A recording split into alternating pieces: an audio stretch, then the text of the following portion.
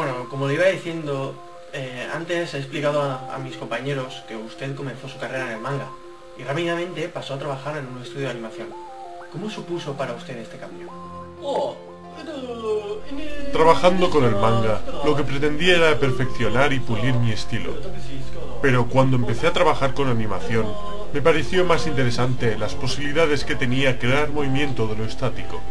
Animar mis mangas e ideas me fascinaba más. En el proceso de pasar de mangaka a animador, tuve que apartar muchas ideas que tenía.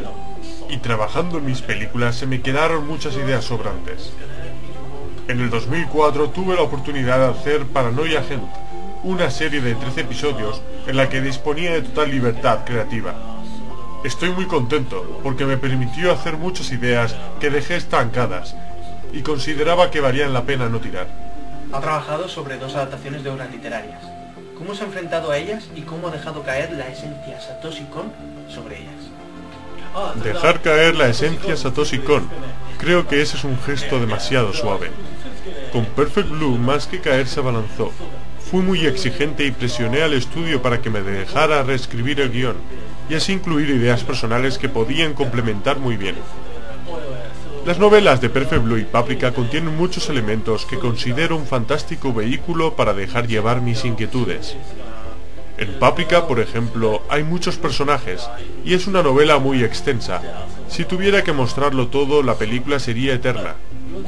Como no me gusta la idea de resumir y compactar algo que fue concebido de una forma, lo que hago es expresar lo que sentí al leer la novela. Es mejor eliminar detalles de la historia e incluir otras, pero dejando intacta la esencia, y colaborando a que la historia mantenga la misma fuerza que el libro. Podemos ver que sus películas comparten mucha similitud con películas de acción real. De hecho, los personajes perfectamente podrían ser interpretados por actores reales. ¿Por qué prefiere hacer cine a través de la animación? A la hora de realizar una película me centro en que la dirección sea como el cine de corte clásico, con las mismas características y conceptos, huyendo del montaje tipo videoclip. Con el cine de Akira Kurosawa aprendí que la cámara no hay que moverla hasta que los personajes no lo hacen. Necesito que el espectador esté conectado a la historia a través de la película, y los movimientos de cámara injustificados pueden separar esa conexión. Muchos han considerado que mi cine se aproxima al cine documental.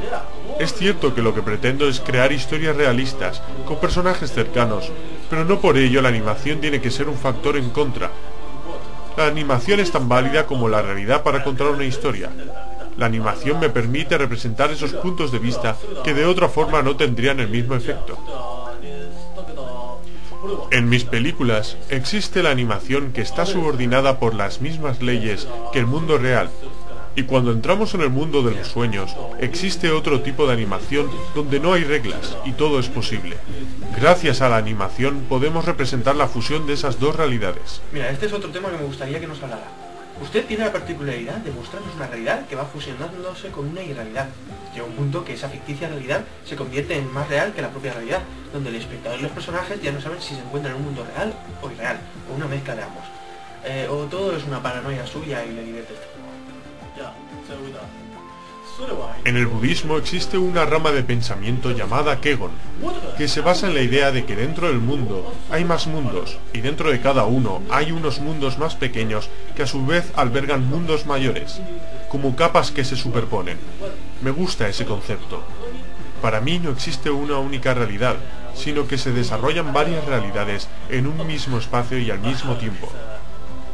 Cuando estamos en una situación cotidiana real, como por ejemplo pueda ser esta entrevista, no estamos experimentando una única realidad, que son sus preguntas y mis respuestas, sino que dentro de esta realidad puedo estar pensando en mi mente en otros lugares u otras cosas que forman parte de otra realidad más interior y personal, pero comparten el mismo espacio y tiempo que las otras realidades. Si se fija en mis películas, no creo un mundo donde el espectador acaba confuso.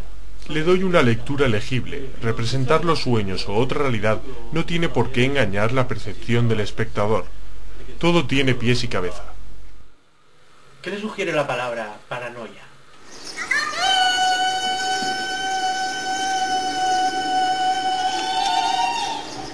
¡Pon!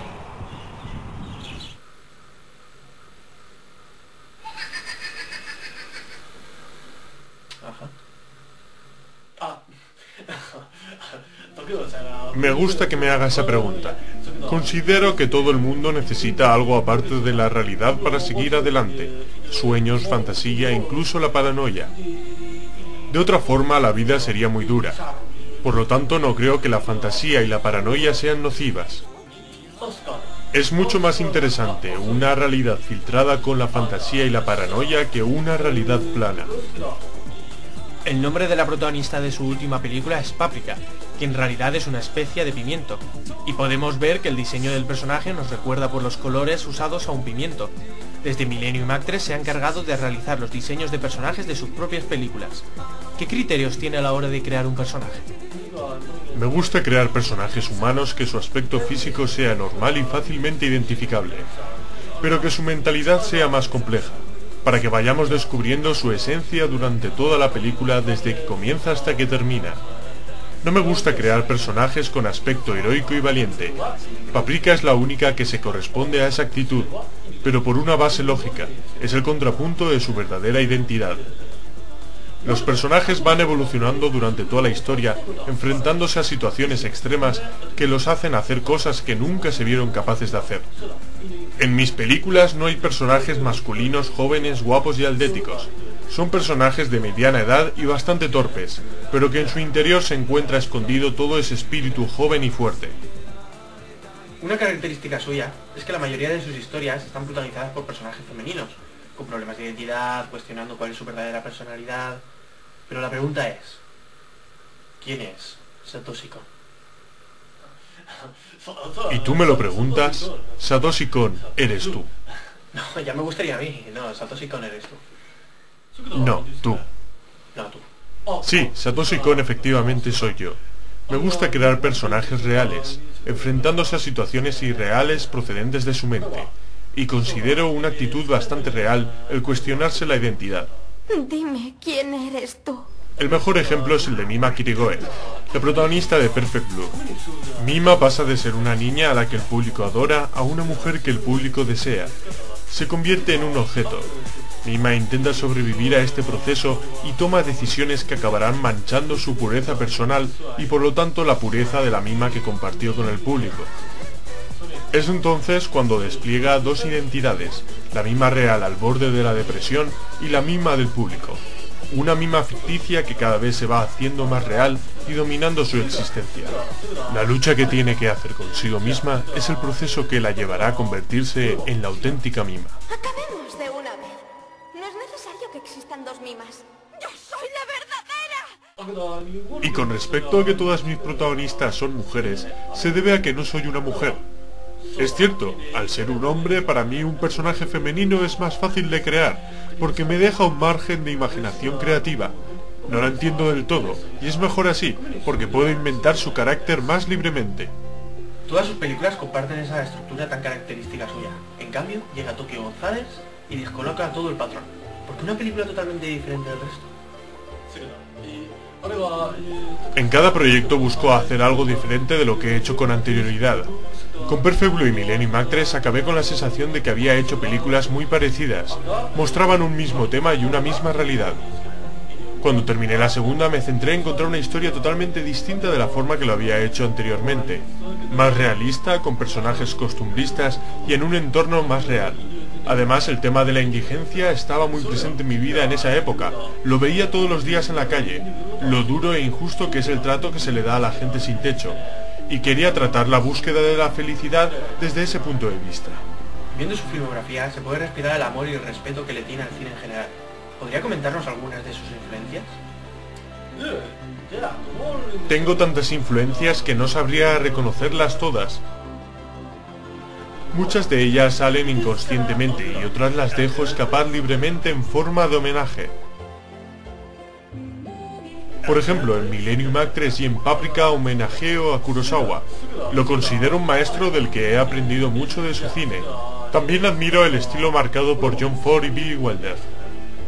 Pues esto es todo. Muchas gracias por atendernos. ¿Alguna cosa más que quiera comentarles a mis compañeros de clase? Gracias a vosotros. Pues sí, me gustaría desearles suerte y además... Esto se acabó.